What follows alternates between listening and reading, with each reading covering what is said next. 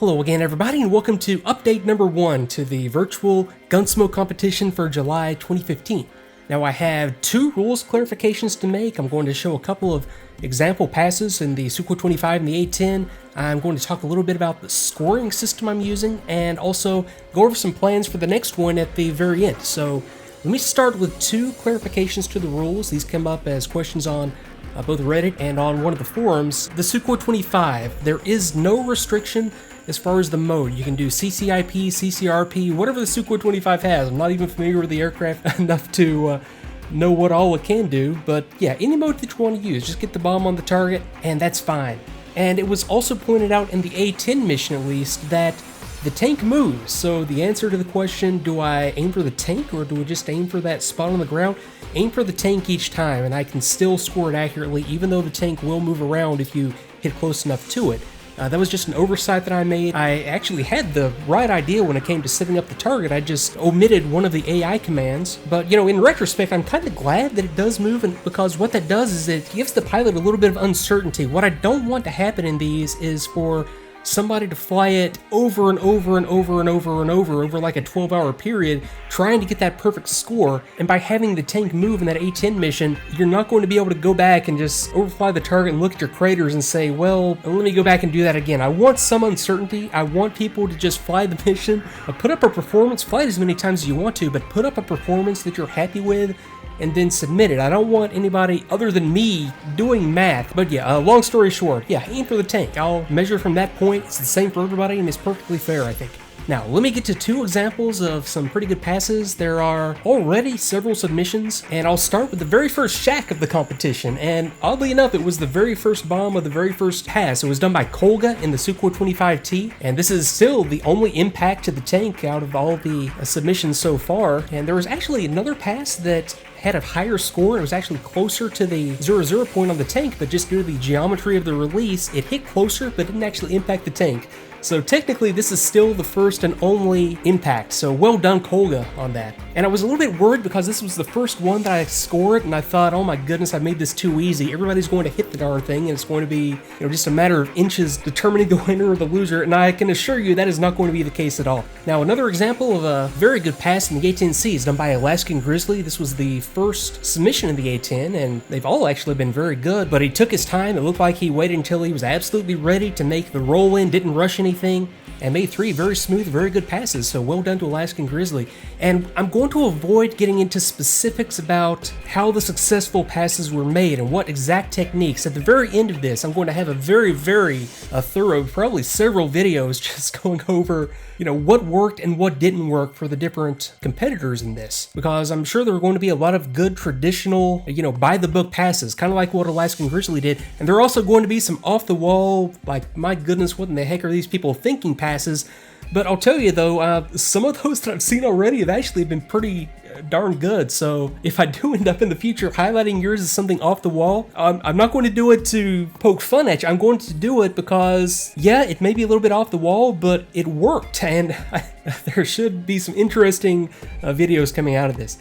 Now, a little bit about the method that I'm using for scoring on this, and I'm going, again, until the final results are in, be very ambiguous when it comes to what a really good score is and what a very bad score is. But just to show how I'm compiling this, I have an Excel spreadsheet built that I'm still tweaking. I want to add a lot to this, even though the only thing that's going to matter is the impact distance. It's just the average of the 3 impacts. So, you know, you have, say, 57 feet for release number 1, 67 for release number 2, and 25 for release number 3. That'd be a pretty reasonable number, especially for the A10, I think. And there you go. Your final score is the average of those 3s, your CEP, circular error probable. And I realize there are multiple different ways of calculating and many different definitions of a CEP, but I'm just using the basic definition of it's the average of the 3 impacts. And believe me, I'm perfectly aware of all the other techniques for determining that. There you go. The score would be, in that case, 49.7. It's an average of 49.7 feet from your impact point, and the lower the better. Now, I'm collecting a whole lot of other information, and I've got a little bit of it on the spreadsheet now. I'm going to add a lot more to it just because it's so easy to extract this stuff from TACVIEW as I'm doing the scoring. So At the very end of this, I'll be releasing, obviously, the whole spreadsheet so you can see all the results. And if you're a numbers person and you want to dig into it and try to come to some interesting conclusions based on the results, like I'm going to do a little bit out, as you can see out here to the right, you'll have all the data that's compiled at your disposal on this. And there is going to be a lot of data compiled. For example, right here, one of the charts that I'm plotting right now is, let me see, this one is for the A10. And it's just individual impact points plotted based on bearing distance to the target. And you can see right here, the arrow is the wind direction. So what I would glean from this one at this point, I mean, granted, I only have like 9 data points, which isn't a whole lot, is that everybody is doing a remarkably good job of compensating for the wind. So well done. And there's not a whole lot else that I'll be able to really derive from this. And I think I might have missed an opportunity here by not defining a required run-in heading. I would have been able to extract a lot more data as far as performance and come to a lot more conclusions, I guess, as far as how good the H10 systems really are. I have another chart plotted below it on this spreadsheet that plots the impact points, not by like magnetic bearing, but by bearing in relation to your heading at release. I think that's going to be the more significant of the two, but there again, I kind of missed the opportunity for defining a heading and taking any errors for the wind definitively into account, although the top one is going to give us a pretty good idea of, if nothing else, how effectively the pilots are compensating for the wind. Now the bottom one, there are some interesting trends. I'm not going to show it because I don't want to give anybody an unfair advantage later on, but yeah, that's the sort of thing that I'm compiling here, and at the very end I'm going to release the entire spreadsheet, show all the plots and all the other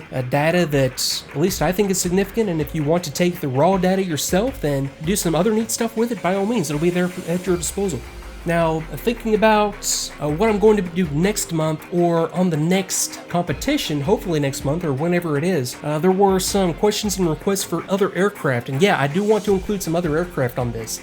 And thinking about how you put together a fair competition with multiple aircraft and different aircraft systems, it gets kind of complicated. That's why I wanted to keep it very, very simple on this one, see just how difficult it is to compile all this information, and based on that, think about how complex I want to get with this. So I'm still doing some thinking on that, but at the very least, I think the next one is going to definitely be F-86 based with, some other options for people who don't own the F-86, because what I want to do is a recreation of the 1954 William Tell competition, which this is very much an analog of. I call it Gunsmoke, and Gunsmoke is just an extension of the original William Tell. Just basically a bombing and gunnery and just all-around flying competition from, really started in the 50s, but you see it kind of make a resurgence kind of between wars, like between the Korean War and the Vietnam War, 50s and early 60s, you saw a lot of these very detailed, very competitive competitions. Post-Vietnam, you saw, especially in the 80s, starting in 81, you saw some very, very detailed, very, very competitive. I mean, these were and are very big deals. And I think recreating that 1954 competition, and especially comparing the results that we get in DCS to the real results from those competitions,